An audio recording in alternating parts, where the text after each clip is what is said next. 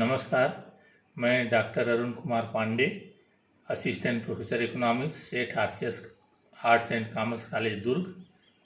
आज मैं आपको विश्व व्यापार संगठन के बारे में बताने जा रहा हूँ। व्यापार को बढ़ावा देने, व्यापार में परिमाणात्मक प्रतिबंधों को हतोत्साहित करने तथा अंतर्राष्ट्रीय व्यापार से संबंधित विभिन्न समस्याओं को सुलझाने हेतु जिस GATT general agreement trade and tariff, जिसको हम संक्षेप में गैट बोलते हैं, की स्थापना 30 अक्टूबर 1947 को की गई थी, उसका अस्तित्व 12 दिसंबर 1995 को समाप्त हो गया। उसके स्थान पर अंतर्राष्ट्रीय व्यापार के संबंध में एक अधिक शक्तिशाली संगठन, विश्व व्यापार संगठन, वर्ल्ड ट्रेड ऑर्गेनाइजेशन WTO की स्थापना की गई। अब हम जानने का प्रयास करेंगे कि है क्या है WTO। WTO सरकार के विभिन्न देशों के बीच अंतर्राष्ट्रीय व्यापार को प्रोत्साहित करने तथा सीमा शुल्क के बंधनों को कम करने के लिए किया गया आवश्यक सिद्धांतों तथा नियमों से संबंधित बहुपक्षीय समझौता और मुक्त संगठन है। यह एक बहुपक्षीय संधि है जो अंतर्राष्ट्रीय व्यापार के नियमों का निर्धारण करती है। अब इसका मुख्यालय और सदस्यता। WTO का मुख्यालय जिनेवा में स्थित है। वर्तमान में इसकी सदस्य संख्या 154 है। WTO के उद्देश्य क्या है? नंबर 1, वस्तुओं और सेवाओं के उत्पादन एवं व्यापार को बढ़ावा देना। नंबर 2, प्रभावपूर्ण मांग एवं रोजगार में प्रभावी वृद्धि करना। नंबर 3, विश्व के संसाधनों का अनुकूलतम उपयोग करना, विकास की अवधारणा को स्वीकार करना। नंबर 5, जीवन स्तर में वृद्धि करना। नंबर 6, पर्यावरण का संरक्षण एवं सुरक्षा करना। अब इसके कार्य क्या है WTO के? नंबर 1, व्यापार एवं प्रशुल्क से संबंधित मुद्दों के लिए एक उचित मंच सदस्यों को प्रदान करना। नंबर 2, विश्व संसाधनों का अनुकूलतम प्रयोग करना। नंबर 3, विवादों के निपटारे से संबंधित नियमों एवं प्रक्रियाओं को प्रशासित करना। नंबर 4, विश्व स्तर पर आर्थिक नीति निर्माण में अधिक सामंजस्य उत्पन्न करने के लिए IMF एवं IBRD का सहयोग करना। अब इसमें आता है WTO के समझौते, WTO एग्रीमेंट। पहला है कृषि व्यापार संबंधी समझौता। कृषि से संबंधित महत्वपूर्ण समझौते निम्नलिखित हैं। नंबर 1, घरेलू अनुदानों में कटौती, जैसे खाद, बीज, कीटनाशक दवाओं पर प्रदान की जाने वाली सहायता को समाप्त करना। नंबर 2, निर्यात अनुदानों में कमी। नंबर 3, बाजार पहुंच में सुधार, जैसे गैर टैरिफ बाधाओं को समाप्त करना, टैरिफ की अधिकतम सीमा को कम करना इत्यादि। नंबर 2 है इसका कपड़ा और वस्त्रों का समझौता। WTO समझौते में कपड़े के आयात पर परिमाणात्मक प्रतिबंधों को लगाए जाने की प्रणाली अर्थात बहु फाइबर व्यवस्था MFA को समाप्त कर दिया गया है। नंबर 3 है इसमें बौद्धिक संपदा अधिकारों के व्यापार संबंधी पक्ष का समझौता, जिसको हम ट्रिप्स बोलते हैं। ट्रिप्स इसका agreements of trade related agent of international property rights. Trips के अंतर्गत 4 प्रकार की बौद्धिक संपत्ति आती है। नंबर 1, कॉपीराइट्स तथा तत्संबंधी अधिकार, ट्रेडमार्क, औद्योगिक डिजाइन, भौगोलिक संकेत, पेटेंट अधिकार। नंबर 2, WTO में ट्रिप्स संबंधी व्यवस्था उत्पादों के पेटेंट की व्यवस्था करती है। इसमें सभी देशों के विकास का स्तर एक माना गया है। जिन देशों में यह व्यवस्था नहीं है, उन्हें यह व्यवस्था करने के लिए 10 वर्ष का समय दिया गया है। ट्रिप्स के अनुसार पेटेंटों की अवधि निम्न तरह से निर्धारित की गई है। सामान्य पेटेंट 20 वर्ष समय दिया गया है, कॉपीराइट्स को 50 वर्ष, ट्रेडमार्क को 7 वर्ष, औद्योगिक डिजाइन को 10 वर्ष, दवाइयों को 10 वर्ष। अब इसमें तीसरा पॉइंट आता है सोई जेनरिस व्यवस्था। इसका अर्थ है सोई जेनरिस एक इकोनॉमिस्ट, एक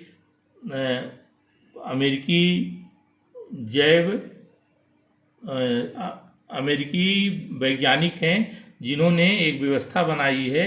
इसका अर्थ है पेटेंट जैसी प्रणाली से अलग किसी अन्य व्यवस्था से बौद्धिक संपत्ति की रक्षा करना। इस व्यवस्था का मुख्य उद्देश्य पौधों के प्रजनन का संरक्षण करना है। इस व्यवस्था में यह प्रावधान किया गया है कि किसान एक बार पेटेंट बीजों को खरीदकर अपनी उपज में से अगली बुवाई के लिए बीज रख सकता है।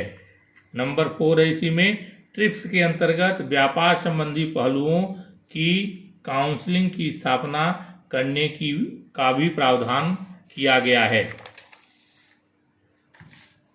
आता है ट्रिम्स, व्यापार संबंधी निवेश उपायों के पहलुओं का समझौता, जिसको हम शार्ट में बोलते हैं ट्रिम्स। इस समझौते के अनुसार विदेशी निवेश पर सभी प्रकार के प्रतिबंध हटा देना चाहिए। प्रत्येक सदस्य देशों को विदेशी निवेशकर्ताओं को वे सभी सुविधाएं देनी चाहिए जो घरेलू निवेशकर्ताओं को दी जा रही हैं। संक्षेप में ट्रिम्स के कुछ प्रमुख विशेषताएं निम्नलिखित हैं। नंबर 1, विदेशी कंपनियों को किसी भी क्षेत्र या स्थान में निवेश की अनुमति देना। नंबर 2, कुछ दशाओं में विदेशी विनियोजकों को 100% क्षमता अंशों में भागीदारी की अनुमति देना। नंबर 3, विदेशी विनियोजकों को घरेलू विनियोजकों की भांति व्यवहार करना व सुविधाएं प्रदान करना। नंबर 4, बहुराष्ट्रीय कंपनियों द्वारा अर्जित रॉयल्टी, लाभांश व ब्याज को मूलभूत देशों में भेजने पर लगे प्रतिबंधों को समाप्त करना। सेवाओं, फिफ्थ पॉइंट है इसका, सेवाओं में व्यापार का सामान्य समझौता, विवाद निपटारा प्रणाली, व्यापार नीति पुनरावलोकन तंत्र, राशिपातन विरोधी समझौते और निर्यात अनुदानों पर। मेन जो इसका है WTO का विकासशील देश, भारत जैसे विकासशील देशों पर की सदस्यता का भारत जैसे विकासशील देशों पर क्या प्रभाव पड़ेगा। WTO के निहित प्रभावों का अध्ययन हम निम्नलिखित 2 बिंदुओं के आधार पर करेंगे। नंबर 1, WTO की सदस्यता से होने वाली हानियां। नंबर 2, WTO की सदस्यता से होने वाले लाभ। सबसे पहले हम हानि पर चर्चा करेंगे और इसमें लेंगे नंबर 1, कृषि क्षेत्र के लिए खतरा। जैसे इसमें किसानों को कृषि संबंधी तकनीकी एवं उन्नत बीजों के लिए बहुराष्ट्रीय कंपनियों का मोहताज होना पड़ेगा।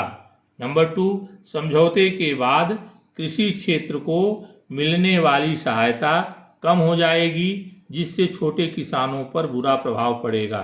इसका जो कृषि क्षेत्र में हानि है, पर्यावरण संरक्षण की आड़ में भारत में निर्मित अनेक कृषि पदार्थों का विकसित देशों द्वारा किया जाने वाला आयात कम होगा। अक्सर विकसित देश पर्यावरण की आड़ में जो वस्तुएं विकासशील देशों से उनको निर्यात की जाती हैं, उनमें यह करके कई प्रकार की अड़चनें पैदा करते हैं। जैसे मान लीजिए भारत का गेहूं अमेरिका भेजा गया तो अमेरिका यह करके रोक देगा कि गेहूं में चाइल्ड लेबर, बाल श्रम का प्रयोग किया गया है। बाल श्रम के नाम पर कई बार ये देखा गया है पिछले कई सालों में कि अमुक वस्तु कोई वस्तु अगर विकासशील देशों से विकसित देशों के लिए भेजी जाती हैं, कुछ न कुछ कई प्रकार की अड़चनें पैदा करके उन वस्तुओं को बंदरगाहों पर ही रोक दिया जाता है और कई महीनों तक बंदरगाहों पर वस्तुएं पड़ी रहती है और अंतिम में उन्हें विकासशील देशों को पुनः वापस कर दिया जाता है। खाद्यान्नों की नंबर 3 है, खाद्यान्नों की देश की खपत का 3% अनिवार्य रूप से आयात करने की शर्त लगाई गई है, जिसका देश की भुगतान संतुलन पर प्रतिकूल प्रभाव पड़ेगा। आपके पास खाने के लिए अगर है तो भी आप एक साल में जितना खर्चा करते हैं उसका 3% विदेशों से आयात करने के लिए बाध्य होंगे। इस समझौते की WTO में यह प्रावधान किया गया है कि कोई भी राष्ट्र जो इसका सदस्य देश है, उसके यहाँ जितना भी अनाज की खपत होती है उसका 3% विकसित देशों से मंगाने के लिए बाध्य होगा। फिर आता है इसका सेकंड पॉइंट, ट्रिप्स के विपक्ष में तर्क। WTO के अनुसार भारत विदेशी निवेश पर कोई नियंत्रण नहीं लगा सकेगा। इसके फलस्वरूप बहुराष्ट्रीय कंपनियां भारत में अपने उद्योग मनचाहे स्थान या क्षेत्र में स्थापित करने के लिए स्वतंत्र होंगी। इसका घरेलू उद्योग पर बुरा प्रभाव पड़ेगा और वो लगभग धीरे धीरे समाप्त हो जाएंगी। क्यों? क्योंकि विदेशी कंपनियों के पास जो टेक्नोलॉजी है वो हमारे देश के कंपनियों के पास वो टेक्नोलॉजी उपलब्ध नहीं है। उनकी प्रतिस्पर्धा करने में हमारे देश की कंपनियां आज भी सक्षम नहीं हैं। परिणाम क्या होगा? जो छोटी छोटी इकाइयां हैं वो धीरे धीरे समाप्त हो जाएंगी अगर उनको संरक्षण। पॉइंट है, विदेशी विनियोग की खुली छूट देने से पूंजी का पलायन होगा और रुपए के मूल्य में गिरावट आने लगेगी। थर्ड पॉइंट है, ट्रिम्स का दुष्प्रभाव। देश के विकासशील देशों को पेटेंट किए हुए कच्चे मालों का आयात करना पड़ेगा जिससे निर्यात को नुकसान पहुंचेगा। फिर है, आर्थिक शोषण होगा। देश के छोटे छोटे किसानों का, मजदूरों का सामाजिक शोषण किया जाएगा उनका। देश की आर्थिक जो नीतियां देश की सरकार बनाती है उन नीतियों में बहुराष्ट्रीय कंपनियां निरंतर अड़ंगा डालेंगी, अड़चन डालेंगी, गतिरोध उत्पन्न करेंगी। अब WTO की सदस्यता से लाभ क्या होता है विकासशील देशों को, भारत जैसे देशों को? नंबर 1, निर्यात में वृद्धि। नंबर 2, वस्त्र एवं सिले सिलाए कपड़ों के निर्यात में वृद्धि। नंबर 3, सेवाओं के क्षेत्र में लाभ। नंबर 4, प्रति राष्ट्रपातन से लाभ। नंबर 5, वस्तुओं की उपलब्धता, रोजगार में वृद्धि, विदेशी निवेश में वृद्धि, सोई जेनेरिस व्यवस्था से लाभ, विदेशी मुद्रा भंडार में वृद्धि। ये जो लाभ हैं, जितने पॉइंट हैं इसमें, भारत निर्यात में वृद्धि का मतलब क्या हुआ?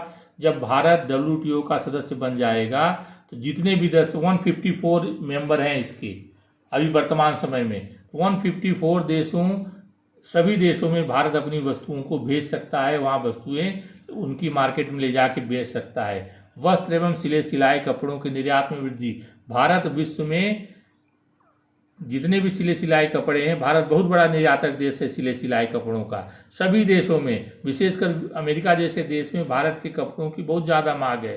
सेवा क्षेत्र में लाभ।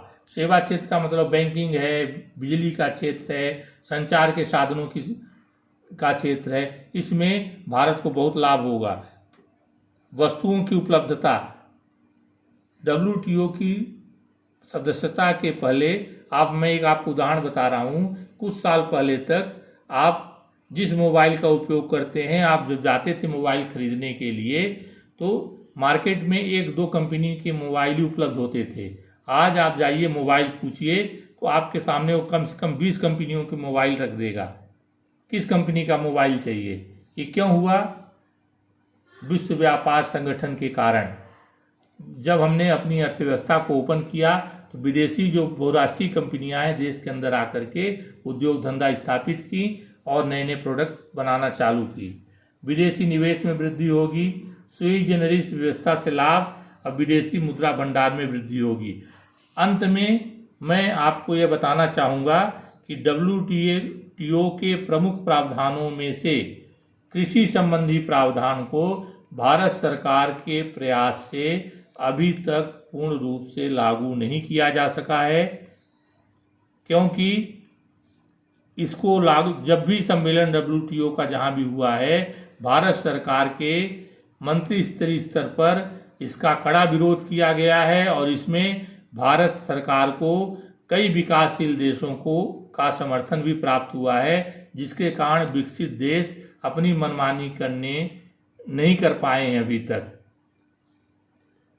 तो मैंने आपको WTO के बारे में अभी तक बताया। WTO क्या है, इसके उद्देश्य क्या हैं, इसके कार्य क्या हैं और WTO के प्रमुख एग्रीमेंट क्या हैं। धन्यवाद।